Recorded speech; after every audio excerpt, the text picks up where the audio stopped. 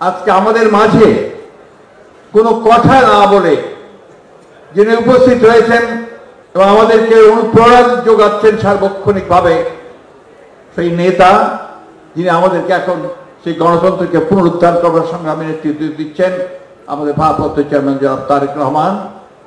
আমাদের এই আলোচনার সাথে উপস্থিত প্রিয় ভাই ও বোনেরা, আসসালামু আলাইকুম। আজকের দিনটিতে আমি প্রথমেই স্মরণ করতে চাই সেই মহান নেতাকে, যার শাহাদাতের ক্ষণটি আমাদের খুব মনে আছে।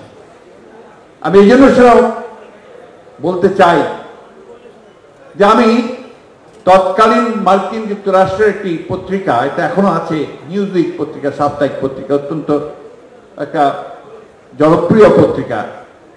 তার শাহাদাতের পরে তারা লিখেছিল, তাদের যে আপনার জার্নালিস্ট সাংবাদিক তিনি লিখেছিলেন সেটা বর্ণনা করতে গিয়ে, যে সেদিনকার ঢাকা নগরী ছিল নীরব, নিথর।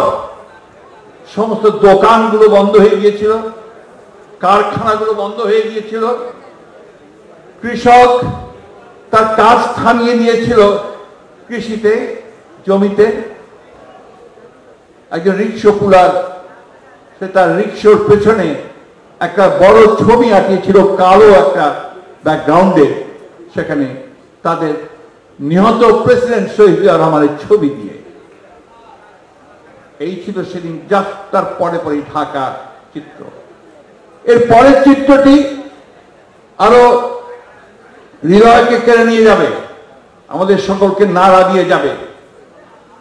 যেদিন তার সেই শাহাদাত পাওয়া সেই লাশকে, মৃতদেহকে, যেদিন একদিন পরে, সম্ভবত আমার যদ্দূর মনে পড়ে, ব্রিগেডিয়ার হান্নান খান নেতৃত্বে একটি সেনাবাহিনীর একটি আপনার কার্গো জাহাজে করে যখন তাকে নিয়ে আসা হলো, আমার মনে আছে পুরনো এয়ারপোর্ট, যেটা আমরা তখন এয়ারপোর্ট ছিল, সেইখানে সেনাবাহিনীর সদস্যরা, ঊর্ধ্বতন কর্মকর্তারা সব সারি দিয়ে দাঁড়িয়েছিলেন। সৈনিকেরা ছিল যারা তার সেই মৃতদেহ বহন করবে, তারা সব সারিবদ্ধভাবে অত্যন্ত শৃঙ্খলিত অবস্থায় দাঁড়িয়েছিল। জাহাজটি এসে যখন থামলো টারমাকে, যখন তার পেছনের দরজাটা খোলা হলো, সেই সময় যখন তার লাশকে বের করে নিয়ে আসতে হচ্ছে, সেই সময় সেই সৈনিকেরা আর কোনো শৃঙ্খলা মানেনি, তারা হুমড়ি খেয়ে পড়ে গেছে সেই জাহাজের কফিনের উপরে, এবং সেটা আর্তনাদ করে। বন্ধুগণ, দ্বিতীয় চিত্র আমার যেটা মনে আছে। তৃতীয় চিত্র হচ্ছে যে তার পরের দিন যখন তার জানাজা হবে, মানিক মে এভিনিউতে বলা হয়েছিল, মনে হলো সমগ্র দেশের মানুষ সেখানে এসে উপস্থিত হয়েছে। এবং সেখানে সেই সময় আমার যতদিন মনে পড়ে, লালবাগের বড় হুজুর, তিনি কোথায় জানাজা পড়াচ্ছিলেন, তিনি যখন দোয়া করতে গিয়ে তিনি বললেন, আল্লাহ বাংলাদেশকে হেফাজত করো, সমগ্র জনতা আসলে টুকরে কেঁদে উঠেছিল। এই জন্যে যে তারা এই মানুষটিকে বাংলাদেশের সার্বভৌমত্বের সঙ্গে এক করে নিয়েছিল, একাকার ছিল। যা মানেই বাংলাদেশের স্বাধীনতা, যা মানেই বাংলাদেশের সার্বভৌমত্ব। প্রিয় বন্ধুরা, সহকর্মীবৃন্দ, সেই জিয়া রহমানকে এরপরে আমরা দেখেছি যে কিভাবে এই মানুষটি, এই ক্ষণজন্মা নেতা, অতি অল্প সময়ের মধ্যে, যখন বাংলাদেশ আবার একটা ধ্বংসের মুখে যাচ্ছিল, স্বাধীনতার পরে যখন আজকে যারা বড় বড় কথা বলে, তারা যখন সেই রাজনৈতিক ক্ষমতা দখল করে, রাষ্ট্রের ক্ষমতা দখল করে, তাদের চুরি, ডাকাতি, লুটপাটের রাজত্ব সৃষ্টি করেছিল, স্বাধীনতার চেতনাকে সম্পূর্ণ ধ্বংস করে দিয়ে শুধুমাত্র তাদের লোকগুলোকে সামনে নিয়ে আসছিল সামনে, এবং একজন মাত্র ব্যক্তি, একজন মাত্র একটা দল ছাড়া আর কিছু ছিল না বাংলাদেশে সেই সময়। স্লোগান ছিল সেই সময়, এক নেতা এক দেশ, অমুকের বাংলাদেশ। এটাই ছিল স্লোগান তখন। এবং তখন ভিন্ন কথা বলার সুযোগ কারো ছিল না। আমার মনে হয় হাফিজ ভাই আরো একটা কথা যদি আজকে বলতেন তাহলে আরেকটা সত্য উদ্ঘাটিত হতো। সেদিন আওয়ামী লীগের সাধারণ সম্পাদক তিনি বলছিলেন যে জিয়া রহমান বাকশালে যোগ দিয়েছিলেন। এই কথাটা আপনি আমাকে বলেছিলেন।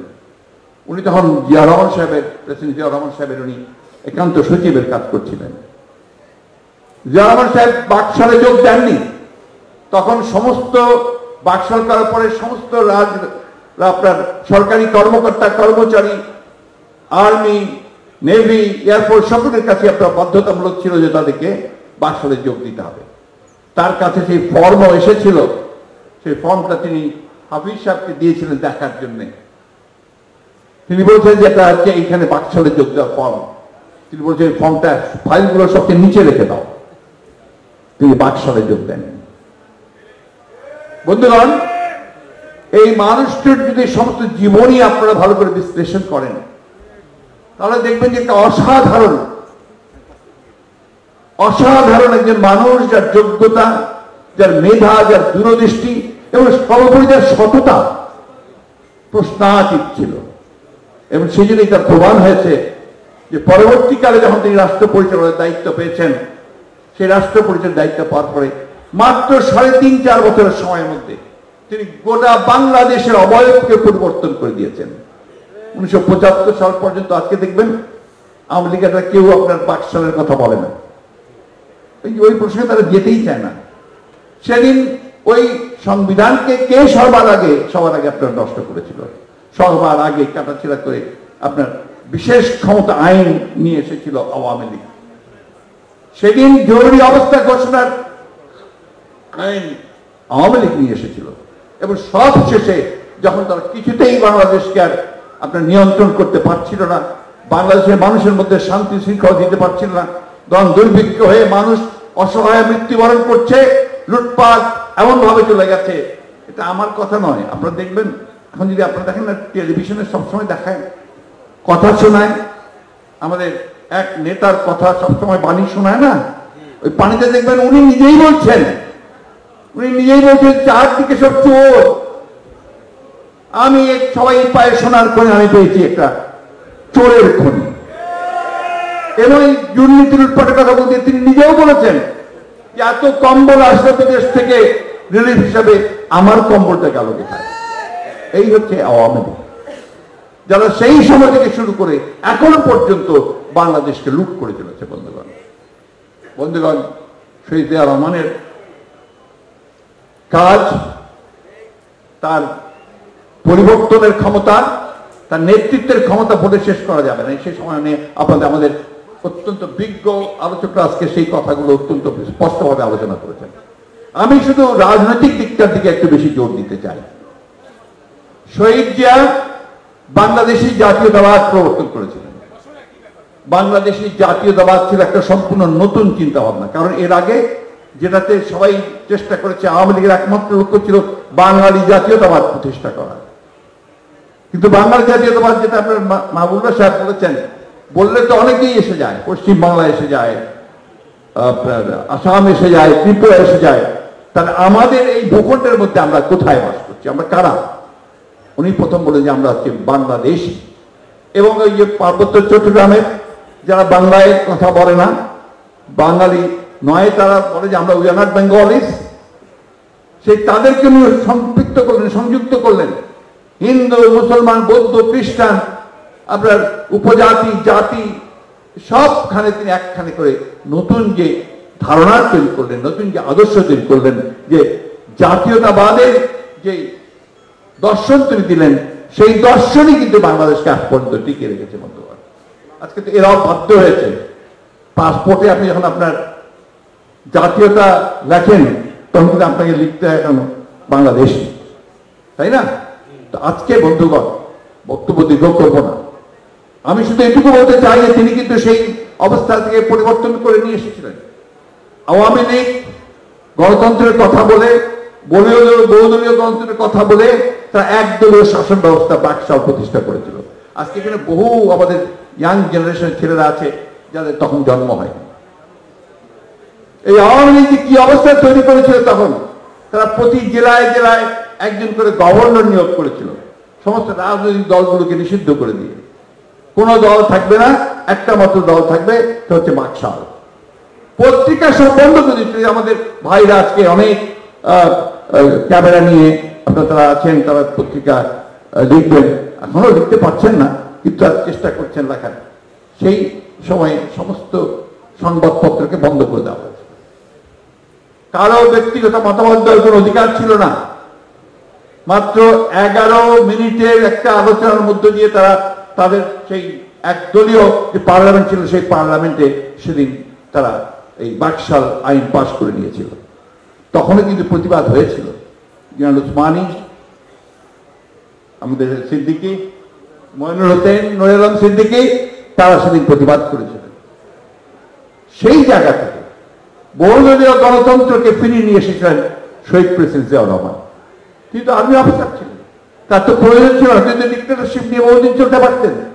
তিনি নিয়ে এসেছিলেন এবং বাংলাদেশের মানুষকে সংগঠিত করবার জন্য, তাদেরকে ঐক্যবদ্ধ করবার জন্য, বিভাজনের রাজনীতি না করে তিনি একটা ঐক্যের রাজনীতি, সংযুক্তির রাজনীতি করে শুরু করেছিলেন, যেটাই বাংলাদেশকে সামনের দিকে এগিয়ে নিয়ে গেছে পরবর্তীকালে। বন্ধুগণ, শহীদ প্রেসিডেন্ট জিয়াউর রহমান তিনি খুব পরিষ্কার করে বলেছিলেন, I shall make politics difficult। এই কথাটা অনেক অপব্যাখ্যা করে আওয়ামীপন্থীরা।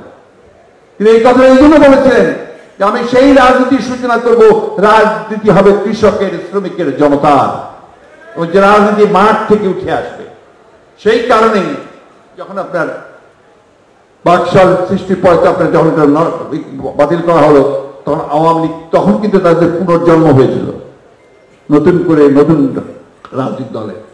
এই কারণে তখন তিনি একটা নতুন রাজনৈতিক সংগঠন, তার বাংলাদেশি জাতীয়তাবাদের রাজনীতি সেই দর্শনের প্রতিষ্ঠা করে তৈরি করেছিলেন বাংলাদেশি জাতীয়তাবাদী দল, বাংলাদেশ জাতীয়তাবাদী দল। তার যদি ঘোষণাপত্র পড়েন তাহলে দেখবেন সেখানে প্রথমেই বলা হচ্ছে মুক্তিযুদ্ধের কথা, তারপরে সেখানে বলা হচ্ছে গণতন্ত্রের কথা, তারপরে সেখানে বলা হচ্ছে বিভাজনের রাজনীতি না করে ঐক্যবদ্ধ হয়ে সমৃদ্ধি দিকে এগিয়ে যাওয়ার কথা। এটা শুধু বলেননি, তিনি কাজ করে দেখিয়েছেন। তিনি পথে পথে ঘুরেছেন, গ্রামে গ্রামে ঘুরেছেন। খাল খনন কর্মসূচি, যেটা এখন আজকে উচিত ছিল আমাদের সেটা নিয়ে আসা সামনে, একটা ঐতিহাসিক যুগান্তকারী একটা কর্মসূচি ছিল তার, যে বাংলাদেশে বন্যা হয়, খরা হয়, সেটাকে রোধ করা যেতে পারে একমাত্র যদি আমরা খাল খনন করে পানিটাকে রিজার্ভ করতে পারি, সেই অবস্থায় নিয়ে আসা।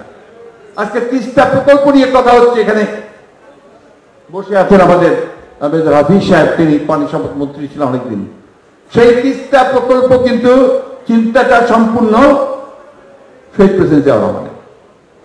আজকে ফারাক্কার পানি আমরা পাই না, পদ্মার আমরা পানি পাই না, মরুভূমি হয়ে যাচ্ছে। আজকে আমাদের 154টার অভিন্ন নদীর পানি আমরা বন্টন, আমাদের হিস্সা পাই না। কিন্তু শহীদ প্রেসিডেন্ট জিয়াউর রহমান সেই পানি বন্টন, ফারাক্কার পানি বন্টনের চুক্তি ছিলেন তিনি সম্পাদন করতে সক্ষম হয়েছিলেন। তিনি গ্যারান্টি ক্লজ নিয়ে এসেছিলেন এবং জাতিসংঘে এই ফারাক্কা ইস্যুকে তিনি তুলে ধরেছিলেন। বন্ধুগণ, অনেক কথা সারাদিন বললেও তার যে কৃতিত্ব, তার যে অবদান, এটা এই জাতি কোনদিন অস্বীকার করতে পারবে না। পরের দিকে আপনারা সবাই শুনেছেন, আমি আর সেদিকে যাব না। অর্থনৈতিক যে পরিবর্তন, আওয়ামী লীগ তার বাকশাল করার আগে আওয়ামী লীগ এটাকে একটা বদ্ধ অর্থনীতি পরিণত করেছিল, ক্লোজড ইকোনমি, এবং জাতীয়করণ করেছিল, ভ্রান্ত জাতীয়করণ নীতি করেছিল, একদম টোটালি কিছু রং পলিসি, সমাজতন্ত্রের কথা বলে। সমাজতন্ত্র তারা বুঝতোই না, বিশ্বাসও করতে না। তারাই গেল সমাজতন্ত্র করতে, তার আগে সমাজতন্ত্রের কথা বলে ওরা মারতে আসতো। সেই সমাজতান্ত্রিক অর্থনীতি তারা করবেন এবং সেই জন্য তারা সমস্ত কলকারখানা যা ছিল সবগুলোকে তারা জাতীয়করণ করেছে, ন্যাশনালাইজ করেছিল। শহীদ জিয়া সেটাকে ডিন্যাশনালাইজ করেছেন। তিনি প্রাইভেট সেক্টর চালু করেছেন এবং ব্যক্তি মালিকানায় উদ্যোগ নেওয়ার ব্যবস্থা করেছেন। তিনি কৃষিতে উচ্চ ফলনশীল বীজ নিয়ে এসেছেন। তিনি বিভিন্ন রিসার্চ প্রতিষ্ঠানগুলোতে আবার নতুন করে কাজ শুরু করিয়েছেন। সেই জিয়া রহমান সাহেব একটা অসাধ্য সাধন করেছিলেন। 1974 সালে এই আওয়ামী লীগের নেতৃত্বের সরকারে যখন সেখানে দুর্ভিক্ষ হয়েছিল, তাদের ব্যর্থতা, দুর্নীতির কারণে, যে কথাটা অমর্ত্য সেন তার বইতে পর্যন্ত লিখেছেন, যে সেই দুর্ভিক্ষ কোনো এমনি এমনি হয়নি, সেটা মানব সৃষ্টি দুর্নীতি এবং সেটা হচ্ছে ওই আওয়ামী লীগ সরকারের দুর্নীতির কারণে সেটা তৈরি হয়েছিল। বন্ধুগণ, সেদিন বলেছেন অনেকে, সেদিন কিন্তু লক্ষ মানুষ না খেতে পেয়ে মারা গেছে। বাসন্তী তার লজ্জা নিবারণ করবার জন্য একটু কাপড় খুঁজে পায়নি। তা আমাদের কথা নয়, তখন ইত্তেফাকের পত্রিকাগুলো খুঁজে বের করবে, দেখবেন তার একদম হেডলাইন এই ছবিগুলো আছে। এবং এটার স্বীকৃতি স্বরূপ মাহফুজুল্লাহ সাহেব একটা বই লিখেছেন আপনার প্রেসিডেন্ট জিয়ার উপরে। সেখানে কমেন্ট করতে গিয়ে, সেই বইটার উপরে কমেন্ট করতে গিয়ে তৎকালীন যে রাষ্ট্রদূত ছিলেন, মার্কিন রাষ্ট্রদূত উইলিয়াম বি মাইরাম, তিনি লিখেছেন যে যদি শহীদ জিয়া 1981 সালে নিহত না হয়ে যদি 75 সালে নিহত হতেন, তাহলে এই বাংলাদেশ একটা ব্যর্থ রাষ্ট্রে পরিণত হতো। কারণ হি পেভড দ্য ওয়ে, উনি সেই ভিত্তি তৈরি করেছিলেন যেন এটা ব্যর্থ রাষ্ট্রে কোনদিন না হয়। সেই শহীদ জিয়াকে তারা খলনায়ক বলে, বিভিন্ন রকম কথাবার্তা বলে, মিথ্যা অপবাদ দিয়ে তারা তাকে